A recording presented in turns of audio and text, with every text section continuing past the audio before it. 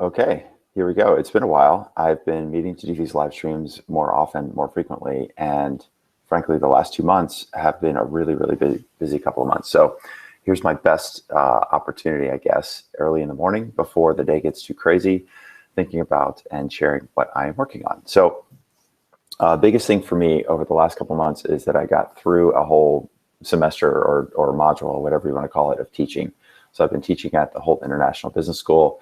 Taught last fall, I taught again January, February, and March, and that class is now over. All I have left is entering final grades, and that is done. And I am very relieved to have that done, mostly because of the time that is required for me to do that work with any semblance of efficiency and quality. So basically, it was taking probably close to 2 days out of the week for me to do that teaching. So every day, every Monday was teaching 2 sections, 3 hours each. And it also took about a half a day on Sundays for me to prepare my lecture and get that ready for that Monday class. And then throughout the course of the week is probably another half a day of just administration or grading or doing all the things that come with teaching a class. And all that is done and that is over. So that's the good news. The other good news is now this in a way represents the kind of next phase of growth for me and the company. So when I decided to teach these classes in the fall and then again in January, February, March, the idea of teaching the classes was to cushion from an income standpoint the transition from working at Blend to having my own sustaining company, self-sustaining company. And so there's this big trade-off that I didn't realize I was making at the time, which was the time trade-off. So the 2 days a week that I was spending over the last, October, November into December, and then again from, January, February, March. Those 2 days, while were good for income because it was good for cash flow and funding the business and doing all those things, it also was a huge time drain. So I'm sort of left wondering what the opportunity cost of that time was. I think it was about the right trade-off. I probably, at the end of the day, looking back, maybe it's easy to say I wouldn't have done it now because I would have rather have had those 2 days per week to focus on growing the business, or perhaps maybe taking one of those days, especially some of the Sundays where I was here in the office prepping lectures and doing other work. I could have been spending that time with family. So I'm left wondering on that. I think at the end of the day, though, mentally having the cushion of some of the income was probably the right thing to relieve some tension when it came to that transition from full-time to running my own business. So now that we're through all that, all that's left is the business, and that's 100% of my focus now. So you can see now I have a T-shirt, very official. Thank you, Robert, for making that happen. I do appreciate that. So the focus now is, I've got a pretty steady base of revenue and all those kinds of things. And one of the things I've been thinking hard about is what I want the company to be, like what is the life of its own that it should take. And so I've been reading a lot of books, more books than I have been in the past. I just finished reading a book by Derek Sivers, who I have to thank for just doing these live streams and doing as part of the now movement that he's been pushing. And he wrote a book called Anything You Want. I'm pretty sure that's the title.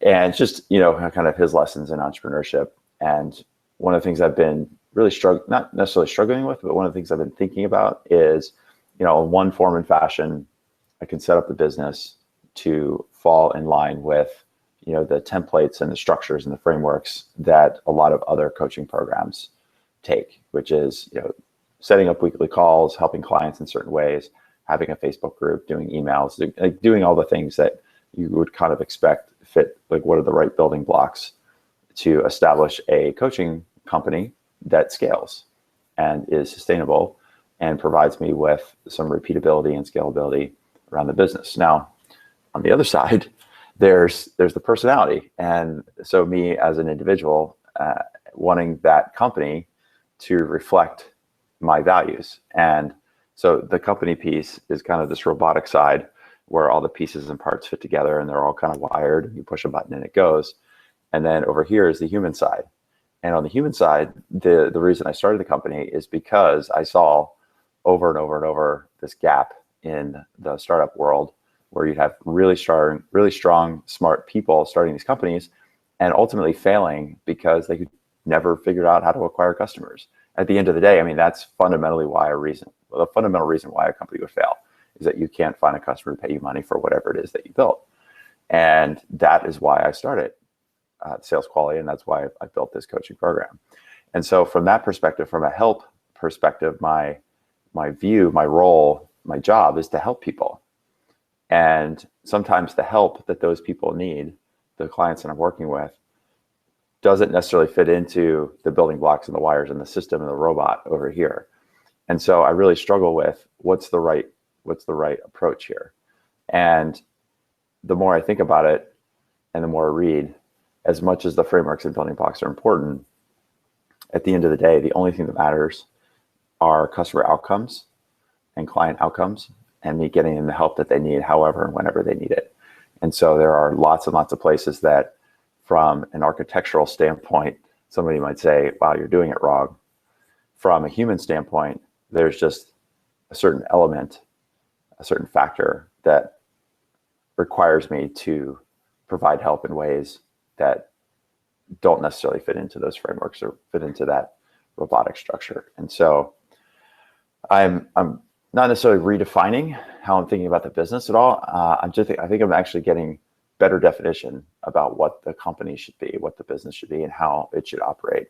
So the frameworks are useful, and it's my job to take those and then mold them and shape them and create some malleability in those frameworks to represent the shape and the style and the tone of the company that I am building, that I have built, and will continue to build. So it's been interesting. Just over the last week or two, because of the end of the teaching that I've had, it's sort of like this opening in my mindset where I've been able to start thinking more freely and more clearly about these sorts of issues. I've got more white space in my brain, more white space in my calendar, where I can go back and really focus in on what is important from the human side, not just trying to execute on the robotic side of the business. So I'm really excited to have this time that I can figure out truly, now that I've been running this business for about 5 or 6 months, running this coaching program, helping entrepreneurs, helping companies,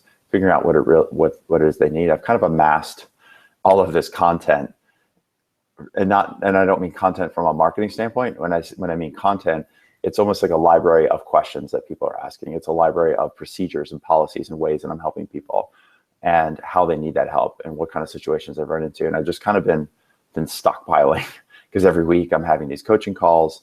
I get emails, I get posts on my Facebook group, I get all this information that I've just been handling as they come in. So question comes in, I answer it, and then it goes out. And I try to put it into the system a little bit. If somebody's asking a question that the answer is over here, I can say, okay, look, great, I've already got this presentation, and I put them into that framework and that robot. That robot does some work for me.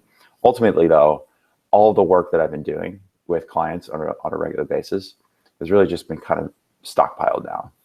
And I think the best way for me to figure out the right direction of the company going forward is to really take a look now at what I've stockpiled and start sorting through it, knowing that there's different ways I can pile up information and pile up learning and pile up that content, and sorting through it and kind of looking at it from, different perspectives, so that I can then figure out what is it that I'm building here?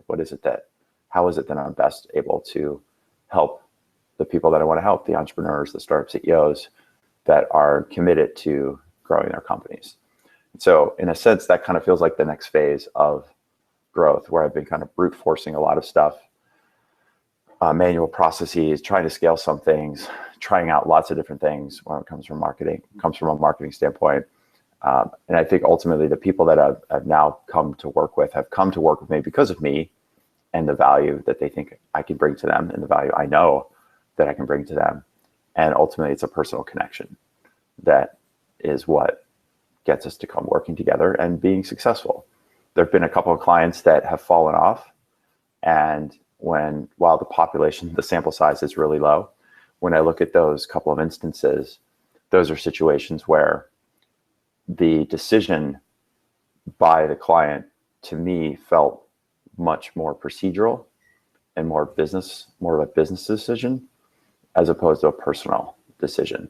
So these were companies that, in a sense, I felt like they were hiring me as a way to outsource some of the learning, as opposed to hiring me to help them learn individually.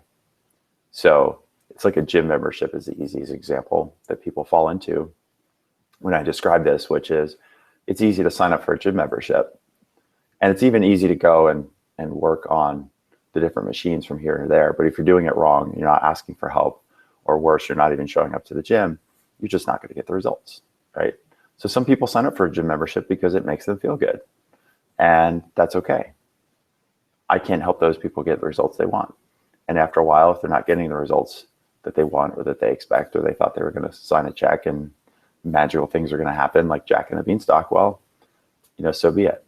And so those are also kinds of lessons that I've learned in terms of how I think it's important for me to build the company and create the company that I want, that I think is most effective for my clients, because it ultimately allows me to do the things that I really like to do with people that are interested in responding to the type of learning that I could bring to them.